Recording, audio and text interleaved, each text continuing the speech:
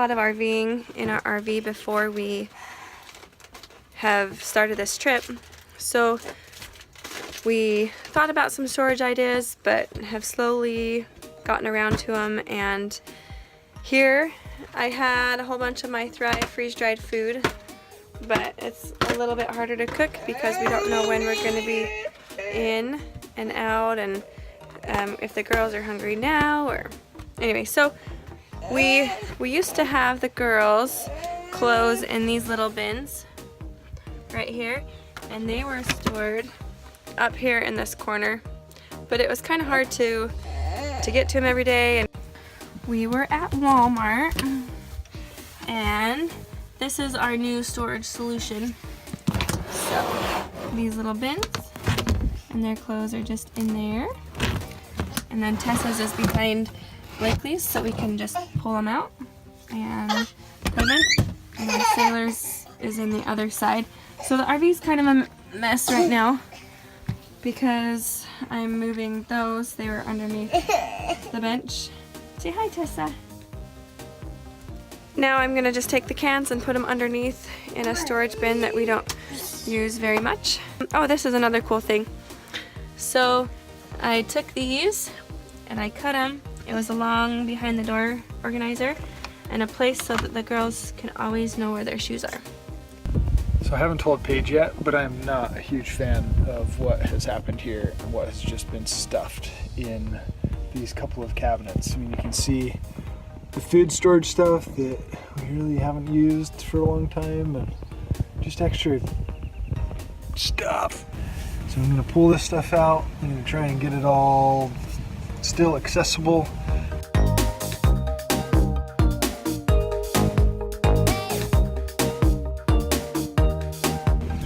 So I went and got myself a handy little strap. Doesn't take up so much stinking room.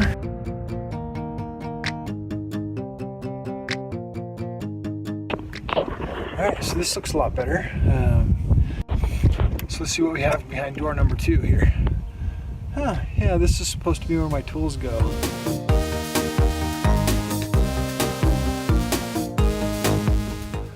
So it's looking back to where it was normally, and now we're gonna try and find a place for all of those cans. Alright, look at that. But I don't like boxes that are floppy and messy and nasty, so we're gonna get rid of this and we're gonna put these cleaning supplies in here.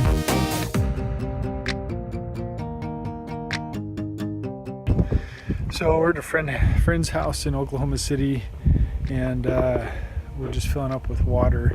But I wanted to show you a little bit of what we've got going on here in regards to filling up with water. So this is going here.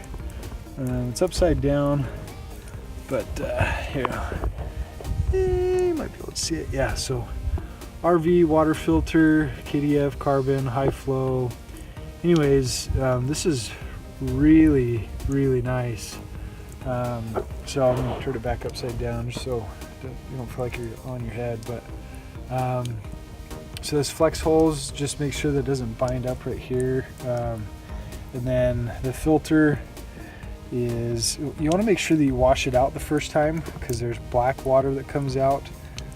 It's probably because of the oh, I know what the name is, but it's the sand, the black sand stuff that is in there. You just want to make sure you kind of wash it out before. And then this is a standard, it's not a standard hose, it's actually meant to go or have drinking water go through it. And so that's what we have as kind of the final step before it goes into the RV. And there's that. But pretty slick little system. It makes sure that the water's filtered again. It makes the water actually taste pretty good, even though it might already be. I mean, it's water that comes out of the tap anyways, and so it's good water.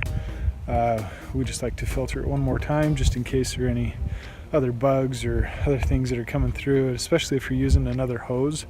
You know, a spider or something crawls up in there, you don't want that coming through into your water system. So yeah, it's kind of a slick deal.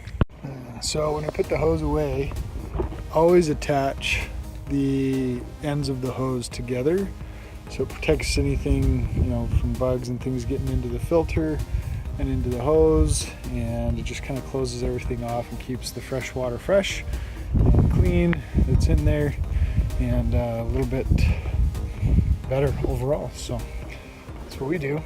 Are we wrong?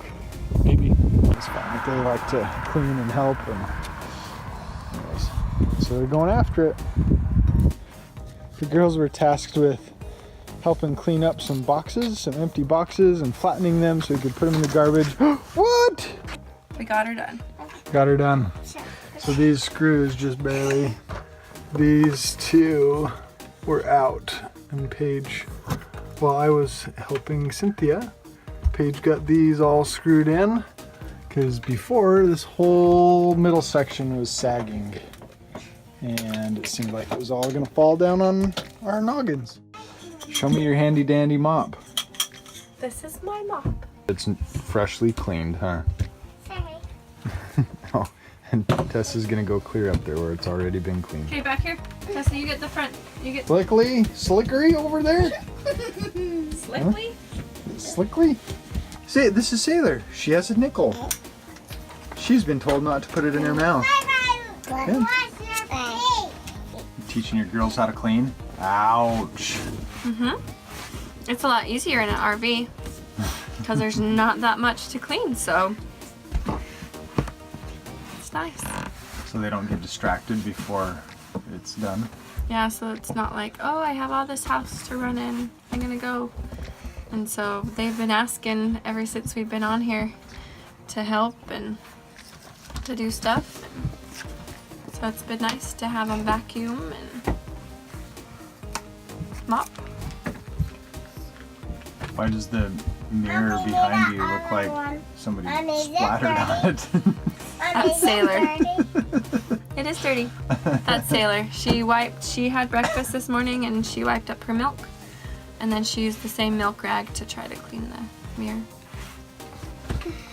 So sometimes helping isn't all that helpful. Well, I wasn't even cleaning at the time, but she just said, hey, I'm gonna clean this. So she wanted to wipe it. So we'll clean it up.